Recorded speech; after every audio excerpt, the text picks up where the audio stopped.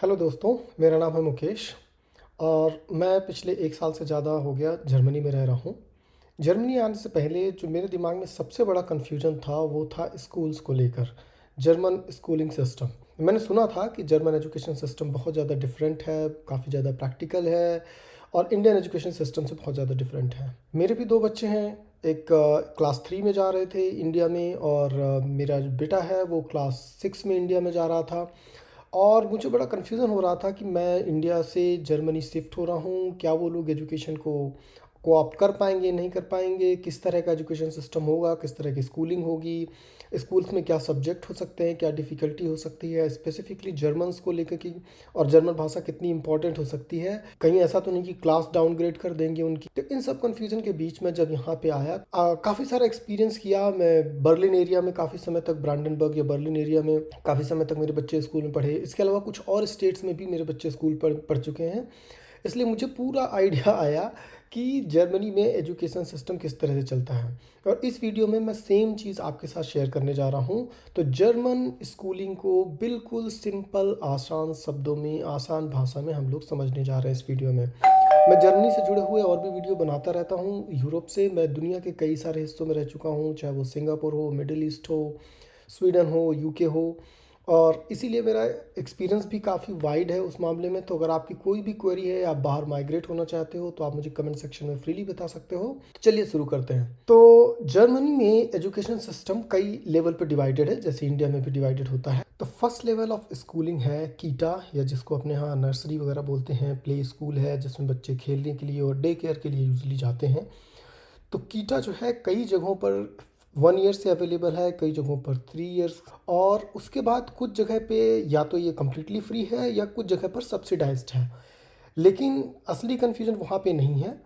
जो confusion start होता है वो स्टार्ट होता है ग्रुंडशूले में, जो कि प्राइमरी स्कूल है, और जो प्राइमरी स्कूल के बाद की स्कूलिंग है। तो वहाँ पर स्कूल्स काफ़ी ज़्यादा डिवाइड हो जाते हैं। वहाँ पर 3-4 तरह के स्कूल हैं और जो अलग अलग स्टेट में अलग अलग तरीके से रन होते हैं। अगर आपके बच्चे बहुत छोटे हैं तो फिर तो आपको इतना टेंशन लेने की ज़रूरत नहीं है, आपको इतना परेशान होने की ज़रूरत नहीं है। वो ईजिली कीटा में एडजस्ट हो जाएंगे, कीटा के बाद वो प्राइमरी स्कूलिंग में चले जाएंगे और उसके बाद जो उनका सेकेंडरी स्कूलिंग है वो चालू हो जाएगा। असली प्रॉब्लम आती है अगर आपके बच्चे ऑलरेडी क्लास 2, 3, 4, 5, 6 में चल रहे हैं, या उससे भी आगे 8, 9, 10 में चल रहे हैं। तब दिक्कत आती है माइग्रेट होने में, तब आपको बहुत ज़्यादा कन्फ्यूज़न रहता है। And you want to be certain आपके बच्चे का भविष्य ख़राब ना हो और आपके बच्चे का एजुकेशन लैग ना करे। एजुकेशन में ऐसा ना हो कि उनको पीछे कर दिया जाए, पीछे पुश कर दिया जाए। इस चीज़ को समझने के लिए हम लोग ग्रेजुअली स्टेप बाय स्टेप चलते हैं। तो कीटा बहुत सही, फाइन, कोई दिक्कत नहीं। अपने यहाँ के नर्सरी और प्ले स्कूल जैसा ही हो गया। उसके बाद आता है ग्रुंडशूले। ग्रुंडशूले इज़ कॉल्ड प्राइमरी स्कूल। जो प्राइमरी स्कूल है वही ग्रुंडशूले है। और ग्रुंडशूले जो है वो कई जगहों पर क्लास 4 तक चलता है, कई जगहों पे, क्या ज़्यादातर जगहों पे क्लास 4 तक चलता है। लेकिन ब्रांडनबर्ग या बर्लिन एरिया में ये क्लास 6 तक चलता है। तो मेरा बेटा जब आया था यहाँ पर तो वो पहले ग्रुंडशूले में था, अब उसके बाद वो गिम्नाजियम में जा चुका है। स्कूल में एडमिशन के लिए जो मेन क्राइटेरिया है वो है एज ग्रुप और आपका जो प्रीवियस एजुकेशन है बच्चे का, और जर्मन नॉलेज। तो ये बेसिक कंस्ट्रेंट हैं जिस पे ध्यान दिया जाता है। तो जब भी बच्चे एडमिशन लेते हैं, चाहे वो किसी भी क्लास में एडमिशन लें, चाहे वो क्लास 10 में लें, क्लास 2 में लें, क्लास 5 में लें, क्लास 7 में लें, सबसे पहली चीज़ देखी जाती है कि बच्चे को जर्मन कितनी आती है। तो मेरा बेटा ऑलरेडी इंडिया में जर्मन लर्न कर रहा था, क्योंकि आजकल इंडिया के काफ़ी सारे बड़े स्कूलों में जर्मन और फ्रेंच सिखाई जाती है। तो मेरे बेटे ने ऑलरेडी जर्मन चूज़ कर रखा था, तो उसको थोड़ा बहुत जर्मन नॉलेज था। मेरी बेटी को जर्मन नॉलेज नहीं था, she was absolutely zero on that. शुरू में ये लोग क्या करते हैं, आपको एस के जैसी क्लासेस में डाल देते हैं बच्चों को, जिससे कि वो जहाँ पे लैंग्वेज लर्न कर सकते हैं। तो उसको या तो इंटीग्रेशन क्लासेस बोल देते हैं इंग्लिश में, या के बोलते हैं। के और इंटीग्रेशन क्लासेस में तो जब भी एडमिशन होता है, और यहाँ पे एजुकेशन कंपलसरी है, एजुकेशन बच्चों को देना ज़रूरी है, इसलिए यहाँ पे इजीली एडमिशन मिल जाता है। हाँ, कभी कभी हो सकता है कि प्रोसेस में टाइम लग जाए, पर एक बार अगर प्रोसेस कंप्लीट हो गया, अगर आपका सिटी रजिस्ट्रेशन हो चुका है, आपने अप्लाई कर दिया है स्कूल के लिए, तो आपको पक्का ही एडमिशन दिया जाएगा कुछ टाइम पे। तो ये कंपलसरी है। और अगर स्कूल में एडमिशन मिल गया है तो अगर आप उसके बाद बच्चों को स्कूल नहीं भेजते हैं तो फिर आपके ऊपर पेनल्टी भी आ सकती है। पेरेंट्स को यहाँ पे पेनलाइज भी किया जाता है अगर वो बच्चों को एजुकेशन के लिए नहीं भेजते हैं। तो सबसे पहले आप आते हैं यहाँ पे, अपने आप सिटी रजिस्ट्रेशन करते हैं। सिटी रजिस्ट्रेशन करने के बाद आप इंटीग्रेशन सेंटर्स में जाते हैं, कम्युनल इंटीग्रेशन सेंटर्स पे, या आप डायरेक्टली भी स्कूल को अप्रोच कर सकते हैं। अब यहाँ पे दो तरीके हैं, कुछ स्टेट्स में डायरेक्टली स्कूल को अप्रोच कर सकते हैं, कुछ स्टेट्स में नहीं कर सकते हैं। कुछ स्टेट्स में रूल है जहाँ पर आपको सीधे गवर्नमेंट के कम्युनिटी सेंटर में ही जाना होता है। वहाँ पे आप अपने आप को रजिस्टर करेंगे, आप बताएंगे कि आपके 2 बच्चे हैं, 1 बच्चा है इस क्लास में था, उसकी ये क्वालिफ़िकेशन है, आप प्रीवियस सर्टिफिकेट वगैरह दोगे, तो जाके वो आपको डिसाइड करेंगे कि कौन सी स्कूल उसके लिए अच्छी हो सकती है, और आपके एरिया में जो जिस एड्रेस पे आप रजिस्टर्ड हैं उस एरिया में कौन कौन से स्कूल्स हैं और किस में आपको एडमिशन दिया जा सकता है। उसके बेस पे वो आपके घर पे लेटर भेजते हैं या ईमेल कम्युनिकेशन, या आप फ़ोन करके भी कई बार पता कर सकते हैं कि एडमिशन मिल रहा है नहीं मिल रहा है। आप चाहो तो अपनी तरफ से पुश भी कर सकते हो। तो प्राइमरी स्कूल में तो कोई दिक्कत नहीं है, प्राइमरी स्कूल एक ही तरह के होते हैं, एजुकेशन अच्छी है यहाँ पे, कोई ऐसी दिक्कत की बात नहीं है। ठीक है, इंडिया में बहुत ज़्यादा रिजिड हो जाता है, बहुत ज़्यादा आए दिन टेस्ट वगैरह होते रहते हैं, तो यहाँ पे शायद वैसा नहीं है, लेकिन ऐसा नहीं है कि बिल्कुल भी एजुकेशन लूज़ है। यहाँ पे भी टेस्ट होते हैं रेगुलर लेवल पे चेक किया जाता है नॉलेज क्या है बच्चे का, और पेरेंट्स मीटिंग होती हैं, उनको पूरा प्रॉपर फीडबैक दिया जाता है। तो ये आप परफेक्टली निश्चिंत रह सकते हैं इस चीज़ में कि आपके एजुकेशन में कोई कमी नहीं आने वाली है, बच्चा हो छोटा हो चाहे बड़ा हो जैसा भी है, तो एजुकेशन बढ़िया है, कोई दिक्कत नहीं है। अब आते हैं हम लोग सेकेंडरी एजुकेशन में, जो सेकेंडरी स्कूलिंग है। तो सेकेंडरी स्कूल बर्लिन एरिया में क्लास 6 के बाद शुरू होती है, बाकी स्टेट है वहाँ पे क्लास 4 के बाद, मतलब क्लास 5 से। तो क्लास 4 तक आप प्राइमरी में रहते हो, बर्लिन में क्लास 6 तक आप प्राइमरी में रहते हो, यानी ग्रुंडशुले स्कूल, जिसको प्राइमरी स्कूल कहीं पे ग्रुंडशुले बोलते हैं। इसके बाद आप जाते हो नेक्स्ट सेकेंडरी स्कूल में। सेकेंडरी स्कूल में यहाँ पर स्कूल डिवाइड हो जाते हैं, यहाँ पे कई तरह के स्कूल हैं। तो बच्चे के कॉम्पिटेंस के अकॉर्डिंग, उसकी ब्रेन एबिलिटी, उसके अकॉर्डिंग उसको स्कूल अलॉट किया जाता है। ऐसा नहीं है कि जो स्कूल अलॉट कर दिया गया आपको उसी स्कूल में ही जाना है, आप चाहें उस चीज़ को चैलेंज भी कर सकते हैं, आप अपने पॉइंटर्स भी रख सकते हैं कि आप अपने बच्चे के लिए ये स्कूल चाहते हैं। और अगर आप चाहते हैं तो आपको थोड़ा सा प्रूफ भी करना पड़ेगा उस चीज़ को, कि आपको मेंटल एबिलिटी प्रूव करनी होगी कि अगर आप चाहते हैं कि उस स्कूल में जाए तो क्यों उस स्कूल में जाए, क्यों उस स्कूल में भेजा जाए। अब यहाँ पे समझने की बात यह है कि ये वैसा ही है जैसे अपने यहाँ बच्चे मैथ्स लेते हैं, साइंस लेते हैं, या कॉमर्स लेते हैं, आर्ट लेते हैं, लेकिन ये डिसीज़न जो है क्लास 11th में होता है इंडिया में, लेकिन यहाँ पर ये डिसीज़न बहुत जल्दी हो जाता है। तो बर्लिन जैसे स्टेट में क्लास 7 में ही ये डिसाइड करना होता है, जबकि दूसरे स्टेट्स में क्लास 5 पे ही ये डिसीज़न हो जाता है कि आपको किस तरह के स्कूल में जाना है, किस तरह की एजुकेशन में आगे बढ़ना है। एक और चीज़ है, ऐसा भी कंपलसरी नहीं है कि जो स्कूल उन्होंने अलॉट कर दिया आपको उसी स्कूल में जाना है। आप चाहें तो उसको आप चाहें तो उसमें आर्ग्यू कर सकते हैं, आप अपने सपोर्टिव एविडेंस दे सकते हैं कि क्यों आप चाहते हैं कि आपका बच्चा किसी और तरह के स्कूल में जाए। दूसरी चीज़ ये है कि अगर आपके बच्चे को किसी एक स्कूल में एडमिशन मिल भी गया, तो भी ये भी कंपलसरी नहीं है कि आपका बच्चा आगे भी उसी स्कूल में ही पढ़ता रहेगा। हो सकता है कि आपके बच्चे के परफॉर्मेंस के अकॉर्डिंग आगे चल के उसका स्कूल चेंज कर दिया जाए। तो अगर कोई हाउप्टसुले में जा रहा है तो वो गिम्नाजियम में जा सकता है, तो परफॉर्मेंस के अकॉर्डिंग उसको चेंज कर दिया जाता है। अब अगर हम लोग यहाँ पे स्कूल देखते हैं कि कितने तरह के स्कूल होते हैं, अलग अलग स्टेट में अलग अलग तरह के स्कूल हो सकते हैं, इसलिए इसको आप बहुत ज़्यादा ऑब्सोल्यूट फॉर्मेट में मत लीजिएगा, थोड़े बहुत चेंजेस हो सकते हैं स्टेट पे। तो आप देख रहे हो यहाँ पर, यहाँ है हाउप्टसुले, रियालसुले, गिजामसुले और गिम्नाजियम।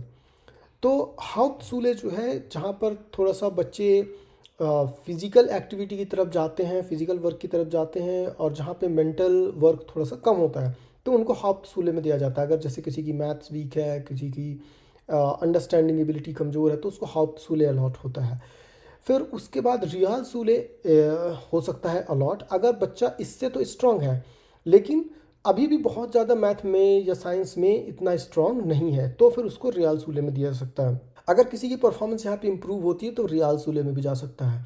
और इसी तरह से रियालसुले से भी अगर किसी की अच्छी परफॉर्मेंस जाती है तो गिजामतसुले ऐसा है जिसमें कि आप दोनों तरफ जा सकते हो। चाहो तो आप प्रॉपर यूनिवर्सिटी एजुकेशन की तरफ जा सकते हो, या आप कोई अप्रेंटिस वगैरह करके डायरेक्टली जॉब में जा सकते हो। इसके बाद जो सबसे यहाँ पे टॉप लेवल की एजुकेशन है वो गिम्नाजियम में है। गिम्नाजियम उन बच्चों के लिए बना हुआ है जो मैथ्स में, साइंस में और थिंकिंग एबिलिटी, रैशनैलिटी में बहुत ज़्यादा स्ट्रांग है, उनको ही यहाँ पे रखा जाता है। तो ये ज़्यादातर चांस है कि जो भी बच्चे गिम्नाजियम में जाएंगे वो यूनिवर्सिटी एजुकेशन की तरफ जाएंगे। और जो बच्चे गिम्नाजियम के अलावा जाते हैं, रियालसुले है, हाउप्टसुले है, उधर साइड भी ऐसा नहीं है कि वो यूनिवर्सिटी एजुकेशन में जा नहीं सकते। आगे चल के हो सकता है कि बच्चे का इंटरेस्ट चेंज हो, बच्चे को एबिलिटीज़ चेंज हो, कैपेबिलिटीज़ चेंज हो। ऐसा गिम्नाजियम वालों के साथ भी हो सकता है कि जो पहले गिम्नाजियम में जा रहे हैं, हो सकता है वो वीक हो जाए आगे चल के, तो वो दूसरे तरह के स्कूल में भी उनको भेजा जा सकता है। अब आता है कि अगर आपका बच्चा क्लास 7 में है, क्लास 8 में है, 9, 10 में है, तो यहाँ पे जो सबसे पहली चीज़ है कि जर्मन मस्ट है। तो जर्मन क्लासेस में, इंटीग्रेशन क्लासेस में ही डाला जाएगा सबसे पहले। और अगर आप बहुत ज़्यादा हायर क्लासेस में आते हो, क्लास 9, 10, तो फिर एजुकेशन बहुत डिफ़िकल्ट हो जाती है। ऐसा नहीं है कि इम्पॉसिबल है, लेकिन बच्चे को बहुत ज़्यादा मेहनत करनी पड़ती है उस चीज़ को अडॉप्ट करने के लिए। अगर आपका बच्चा उतना मेहनत करने के लिए रेडी नहीं है, तो फिर उसको आप कम से कम 12th तक एजुकेशन इंडिया में ही कंप्लीट करने दीजिए। और अगर बच्चा आपका लगता है कि बहुत टैलेंटेड है, वो इतनी जर्मन सीख लेगा, क्योंकि देखिए हम लोग भी समझते हैं कि जब आप क्लास 9, 10th, 11, 12th में पहुंच जाते हो, तो आपकी जो वोकेबलरी है ना, वो बहुत ज़्यादा साइंस स्पेसिफिक होनी चाहिए, आपकी स्टडी स्पेसिफिक होनी चाहिए। तो सिर्फ नॉर्मल वोकेबलरी से काम नहीं चलता। हम नॉर्मल बातचीत तो किसी भी वोकेबलरी में कर सकते हैं, सिंपल वोकेबलरी में, लेकिन हम एक पर्टिकुलर जब एजुकेशन में जाते हैं, साइंस है, बायोलॉजी है, और बाकी सब्जेक्ट्स पढ़ते हैं, तो हमको स्पेसिफिक वर्ड्स चाहिए पड़ते हैं। अब जैसा आप जानते हो कि यहाँ पे क्लास 7 से या क्लास 5 से ही लोग गिम्नाजियम या हाउक्सशूले, रियालशूले इस तरह के स्कूल में जाने लगते हैं, तो वो स्पेसिफिक टर्म को समझने लगते हैं, और उनका जो जर्मन अंडरस्टैंडिंग है वो तकरीबन C1, C2 के लेवल पे जाने लगता है। तो इस वजह से जर्मन लैंग्वेज का नॉलेज होना बहुत ज़रूरी हो जाता है। और जर्मन लैंग्वेज का नॉलेज होगा तभी जाके वो क्लास 10th, 11th, 12th में सर्वाइव कर पाएगा, क्योंकि उसके बिना तो वो आगे जाने ही नहीं देंगे। वो रेगुलर क्लासेस ही चालू नहीं होती। पहले तो उनको इंटीग्रेशन क्लासेस में डाला जाता है, और इंटीग्रेशन क्लासेस में जब उनकी जर्मन अच्छी हो जाती है, तभी उनको रेगुलर क्लासेस में डाला जाता है। मेरे बेटे का एग्जांपल लेते हैं, तो वो इंडिया में भी जर्मन सीख रहा था, हालांकि बेसिक ही जर्मन थी, बहुत ज़्यादा नहीं आता था। लेकिन फिर जब इनिशियली यहाँ पे आया, तो उसने इंटीग्रेशन स्कूल में गया, फिर दूसरे स्कूल में गया, तो उसकी जर्मन काफ़ी स्ट्रांग हो गई, जिस वजह से उसको गिम्नाजियम में एडमिशन भी मिल गया। गिम्नाजियम इसलिए भी एडमिशन मिल गया क्योंकि इंडिया में उसकी मैथ, साइंस वगैरह अच्छी थी, तो उसको गिम्नाजियम में एडमिशन उन्होंने अलॉट कर दिया। और हमने भी रिक्वेस्ट किया था कि आप गिम्नाजियम ही दीजिएगा, अदरवाइज़ उनको कहाँ पे प्लेसेस अवेलेबल हैं और बच्चे की कैपेबिलिटी पे, और अगर पेरेंट्स भी फोर्स नहीं करते तो फिर कोई भी अवेलेबल स्कूल पे वो दे सकते हैं, डिपेंडिंग ऑन द कैपेबिलिटी। सो तो ऐसा नहीं है कि पेरेंट्स की कोई विश नहीं चलती है, पेरेंट्स का भी चलता है, और पेरेंट्स भी उस चीज़ के लिए पुश करते हैं वो किस तरह पे स्कूल पे जाना चाहते हैं। तो मुझे उम्मीद है कि आपको ये स्कूल्स का सारा चीज़ें क्लियर हो गई होंगी, कोई कन्फ्यूज़न नहीं होगा इस चीज़ पे। और अगर कोई कन्फ्यूज़न है तो कमेंट सेक्शन में फ्रीली पूछिए, मैं आपको जितनी जानकारी है वो बता सकता हूँ। आपको ये भी जान के बड़ा आश्चर्य होगा कि सिर्फ क्लास 7 में ही या क्लास 5 में ही अलग अलग स्टेट्स में आपको ऐसे ऐसे सब्जेक्ट्स पढ़ने को मिल जाते हैं जो सब्जेक्ट्स हम यूजली 11th 12th में पढ़ते हैं। जैसे मेरे बेटे का अगर एग्जांपल लेते हैं, तो उसकी क्लास में बायोलॉजी भी है, बियोलॉगी करके बोलते हैं यहाँ पे जर्मन में, तो मतलब बायोलॉजी है, हिस्ट्री है, गेसिस्ते बोलते हैं उसको, हिस्ट्री पढ़ रहा है वो। इसके अलावा लैटिन भाषा भी सिखाई जा रही है, मतलब जर्मन तो सीख ही रहे हैं, जर्मन के अलावा एक और एडिशनल लैंग्वेज सिखाई जा रही है जो कि कहलाती है लैटिन। तो लैटिन भाषा को भी उन्हें सब सिखाया जा रहा है। मैथ्स है, जो मैथ वो पढ़ ही रहे हैं, इसके अलावा साइंस है। तो आप देख रहे हो कि मैथ, साइंस, बायोलॉजी, हिस्ट्री, ये वैसे सब्जेक्ट्स हैं जो हम यूजली 9th 10th के बाद पढ़ना शुरू करते हैं, और वो सारे सब्जेक्ट्स यहाँ पे 7th से ही पढ़ाए जा रहे हैं। तो आप ये भी समझ के रखिए कि सिलेबस यहाँ पे हार्ड है, स्ट्रॉन्ग है, ऐसा नहीं है, बड़ी मोटी मोटी बुक्स हैं, और इंग्लिश में भी समझने में उनको टाइम लगेगा, खासकर उस एज ग्रुप के लिए जिस एज ग्रुप में ये सब पढ़ाया जा रहा है। अब ऐसा नहीं कि इंडिया में ये सब चीज़ें नहीं पढ़ाई जाती, इंडिया में भी सोशल साइंस के नाम से पढ़ाया जाता है, साइंस के नाम से पढ़ाया जाता है। बायोलॉजी करके कोई अलग से सब्जेक्ट नहीं होता, लेकिन सोशल साइंस होती है, साइंस होती है। सोशल साइंस में काफ़ी हद तक हिस्ट्री भी कवर होती है। इसके अलावा भी सब्जेक्ट्स हैं, और जो एडिशनल लैंग्वेजेस है वहाँ भी सिखाई जा रही हैं, जर्मन है, फ्रेंच है, संस्कृत है, और भी सारी लैंग्वेजेस लोग सीखते हैं। तो वो सारी चीज़ें वहाँ पे भी है, लेकिन चूँकि वहाँ पे कम से कम मदर टंग आती रहती है, यहाँ पे क्या है कि हमको पहले तो मदर टंग सीखनी है बच्चों को, जो कि यहाँ पे जर्मन हो गई, और उसके बाद आपको एडिशनली एक और लैंग्वेज सीखनी है जो कि लैटिन है। और इसके अलावा रिलीजियस चैप्टर्स या फिलोसफी से रिलेटेड चैप्टर्स भी होते हैं। तो एजुकेशन मुझे काफ़ी यहाँ पे सही लगा है, काफ़ी स्ट्रॉन्ग लगा है, और प्रॉपर असेसमेंट्स होते हैं, टेस्ट होते हैं, बच्चों की परफॉर्मेंस देखी जाती है, टीचर्स एंगेज रहते हैं। ओके, तो मुझे उम्मीद है कि आपको ये एजुकेशन सिस्टम पूरा क्लियर होगा। इंडिया के कंपेयर में मैं समझता हूँ कि थोड़ा सा एजुकेशन स्कूलिंग सिस्टम को समझना हल्का डिफ़िकल्ट है, पर इतना भी डिफ़िकल्ट नहीं है। सो आई बिलीव, और आपको ये सारी चीज़ें समझ में आ गई होंगी। Thank you.